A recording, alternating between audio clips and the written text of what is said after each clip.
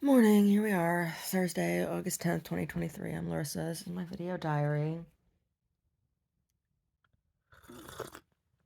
And it is time to drink from skulls. Yeah, it is. It's time to drink from skulls. So, doing this dog calendar. I am.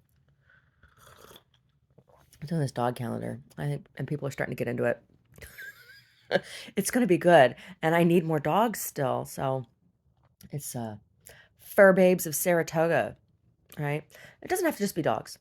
If you live or work in Saratoga and you have a kitty or a feathered friend or a slippery, scaly friend, you bring them in to be photographed. Yeah. Yeah. But they have to be photographed in the gallery. I don't want photos outside of the gallery. I don't want you bringing me photos. No, no, no, no, no. Got to bring the babe into the gallery. And why? Why am I doing this? Why am I doing this? Am I pandering? No, I am not. I am. The dogs of Saratoga have been some of my best visitors, and they love the paintings, and they tell me which ones they like. They're so funny. They're so funny. They drag their people in, and people are like, "Oh my god, oh my god." And you know, dogs are not so stupid. No, they're not. And they respond to Reiki. All animals do, but the dogs in particular, they're like, "Oh my goodness." They come in because they want Reiki. They want me to pet them. Or just they want me to look at them, right? It's not always you don't just give Reiki by touch. You can, once you get up to master attunement, you're able to send it on your eyeball waves. Yeah.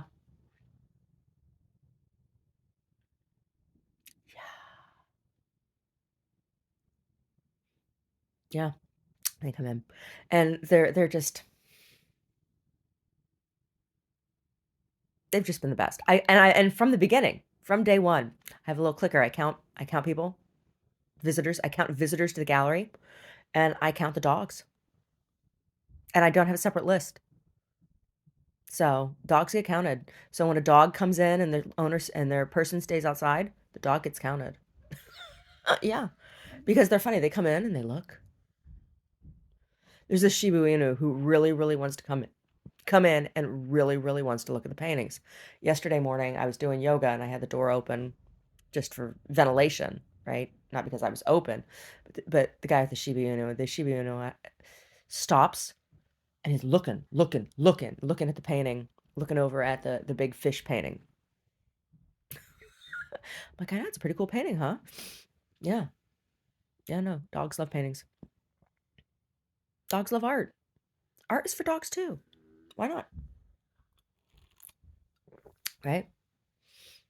There's dog TV, right? Dogs are sweet, sweet beings. Had an elderly dog who had a little who came in yesterday and he was real good. But then he got anxious and he snapped. And it wasn't because of me. It was because it was the first time that he and I had, well, no, it wasn't the first time. I've seen him walk one time. Didn't come in. They were on the other side of the street. I saw him. But I can see he's older. He told me he's 14 and he's got the frosty eyes, so he doesn't see real well. And when I gave him a treat, I held it up. He didn't see it. He smelled it first, and then he was like, "Oh, where is it? Where is it? Where is it?" And he's like, "Oh, getting the treat." So I know he was having trouble seeing, and so something freaked him out. Just wasn't expecting movement.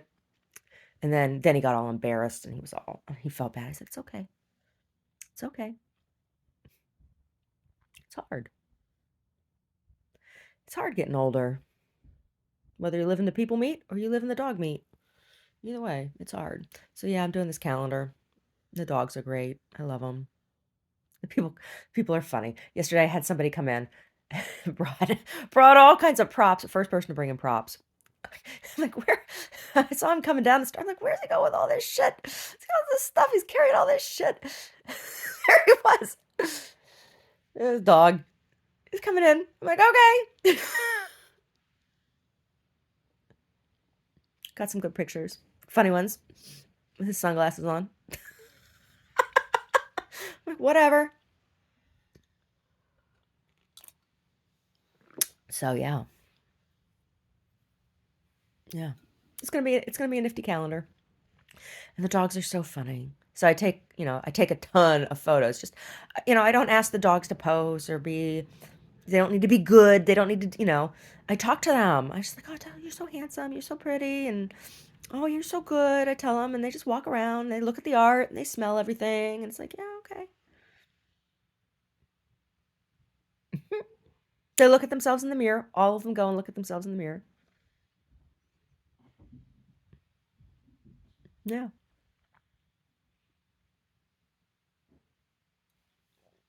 And I just take lots and lots and lots of pictures. And then I choose a few and crop them if I need to. And we'll see. I'll fit them all together. Yeah. Hmm.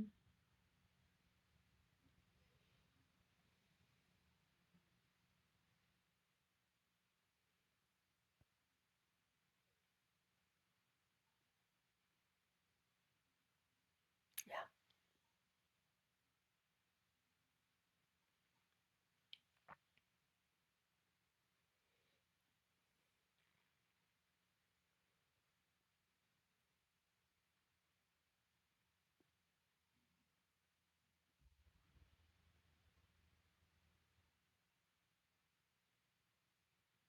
Yeah. Ah, good times. Good times. Mm.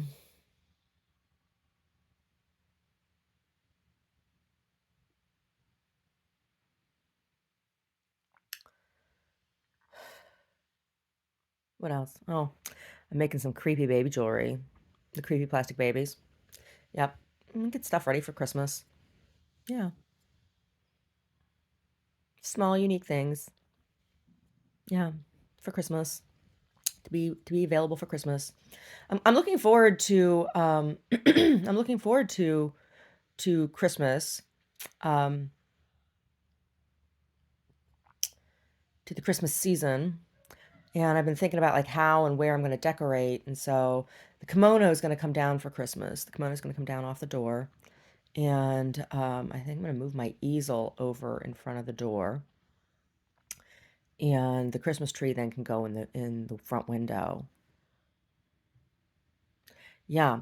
And then the Christmas tree is going to have the smaller items on it as decoration for sale. Yeah.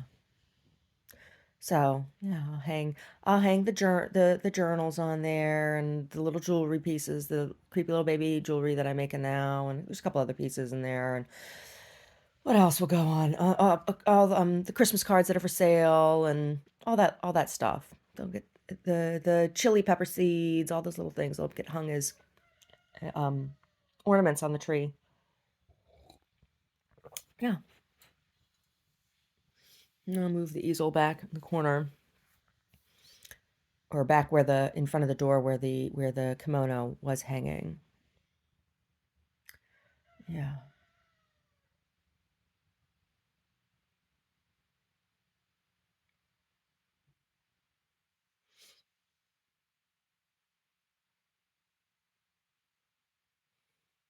Anyway, looking at the news, the fire on Maui. Hmm. Yeah, it's a place I've been. I've been there. When Omar and I went to Hawaii, we went over there because I took a dance workshop. Yeah, took a dance workshop from. I always want to call her Khadija, but it's not. She didn't go by Khadija. She went by Kajira. I'm just like, really? Where'd you get that name?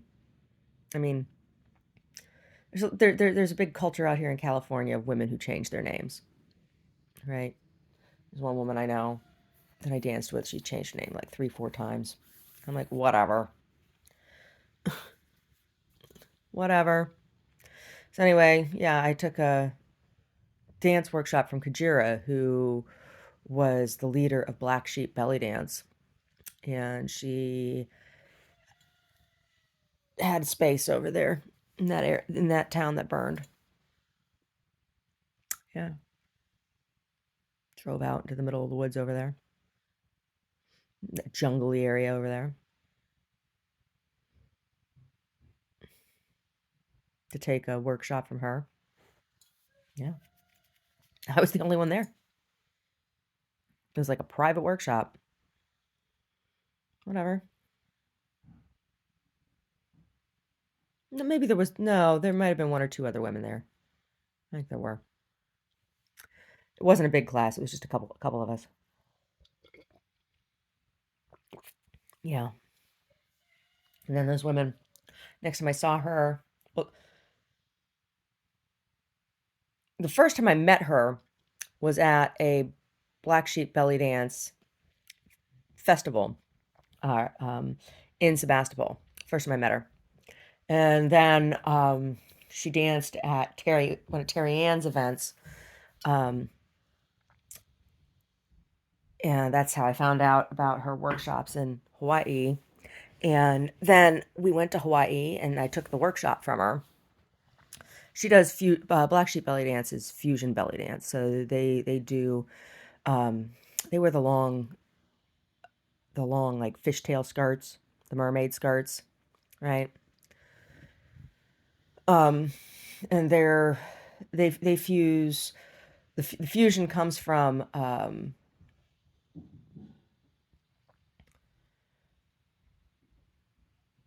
I guess their style is kind of rooted in Egyptian belly dance in that you have a stationary position and there's a lot of it's like a sculpture. So the thing that differentiates the biggest differentiation between Egyptian and Turkish belly dance is that Egyptian belly dance is done in place, right?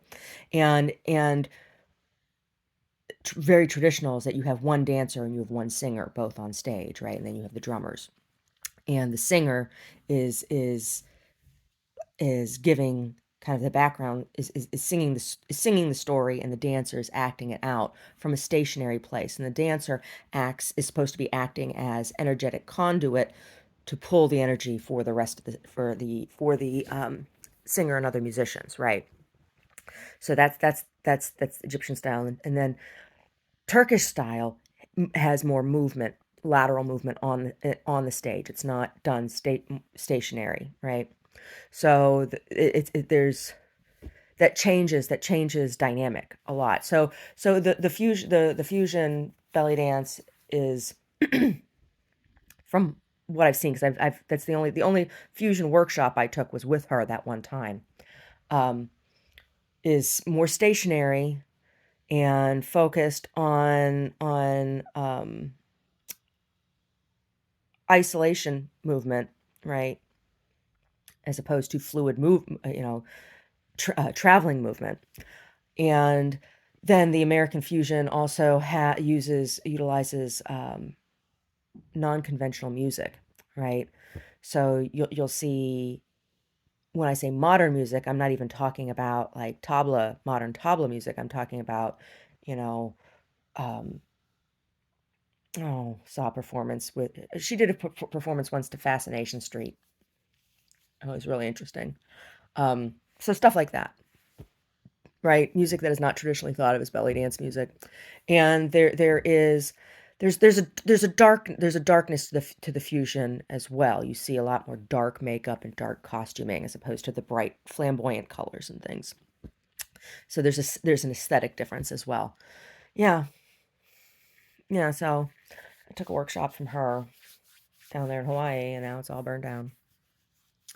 Yeah, they were awful to me. Those women back in Sebastopol. Because then the last time I saw her was when I was doing the performances at Subud with Vanessa, Samra, whatever, and Terry Ann and all those women. And I was so there are a couple of those women who I wouldn't be outright nasty to any of them, right? Because that's just not the way I am. But there's only a couple of them up there that if I saw them someplace, I'd be like, "Oh, hi, how are you?" And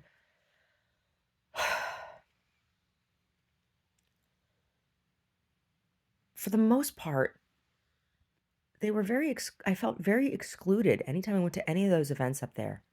Those women all knew each other, hung out with each other, were part of each,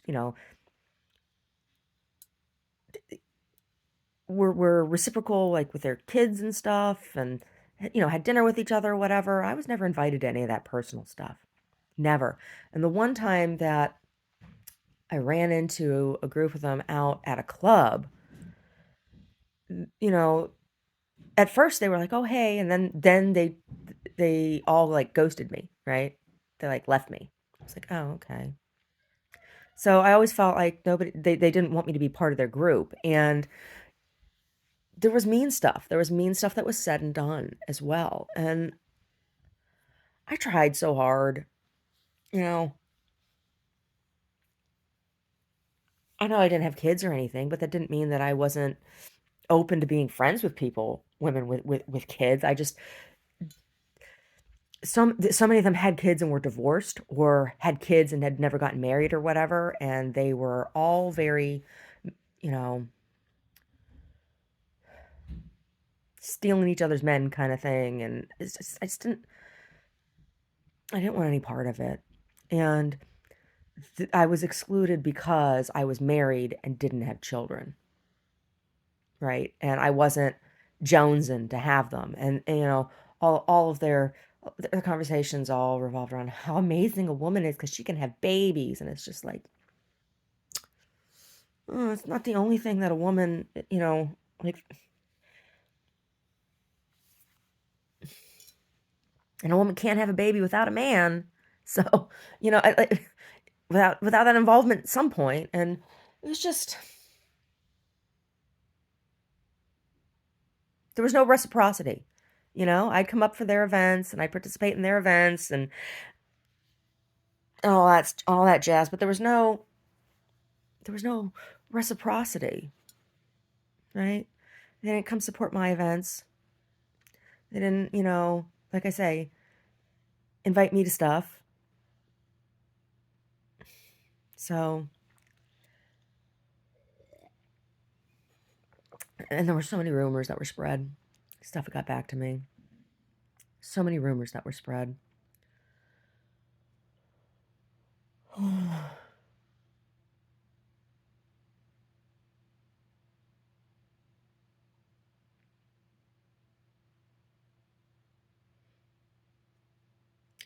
So, to the people of Hawaii, to the people of Maui, aloha, and may Pele's rage subside.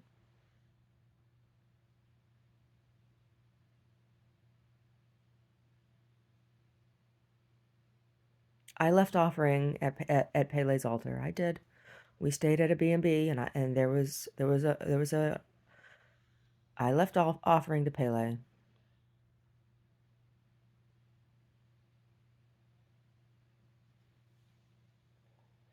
Mm.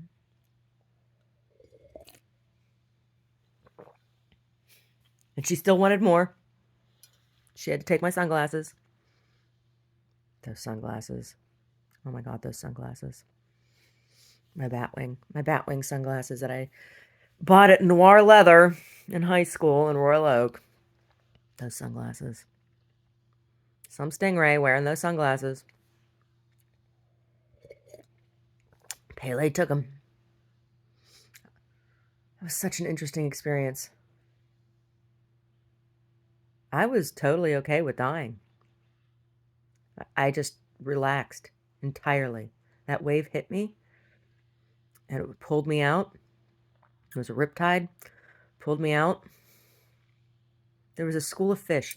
The water was so clear, and I was jumping, jumping, jumping, jumping, jumping, jumping with the wave. Jump, jump, jump, jump, jump, jump. And Omar was sitting on the beach reading a textbook. Wasn't even, he never even saw. He never even saw. When I came out of the water, he was still reading. I would have been long gone and dead, and he would have never seen. And there was this school of fish. There were like 20 fish that came up in this wave, and they were swimming around me.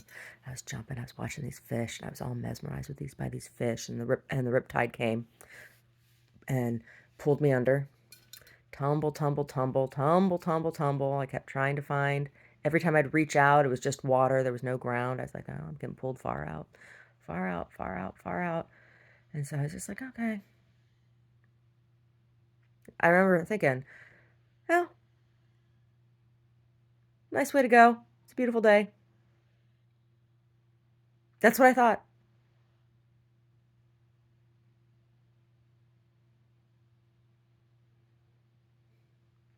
And relaxed. I just relaxed. I just let go and relaxed. And next thing I knew, my feet were planted onto the sand, and I was standing up, and the water was around my like thighs, and I was about 50 yards to the left of where I had been, like on a diagonal down the beach. I was like, wow. And my sunglasses were gone. But I still had my tiny little bikini on. A tiny little bikini. So then, so then I built a sand castle. I did a sand sculpture of Pele and collected seaweed and gave her a seaweed crown. And I had a photo of it somewhere because the little birds came and perched on it after I was done building it.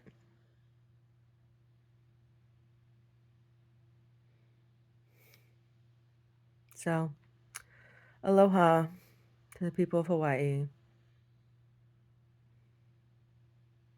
I'm sorry Pele's so angry.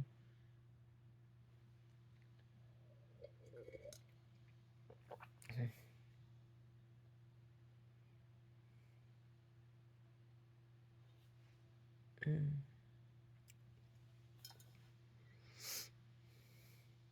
yeah.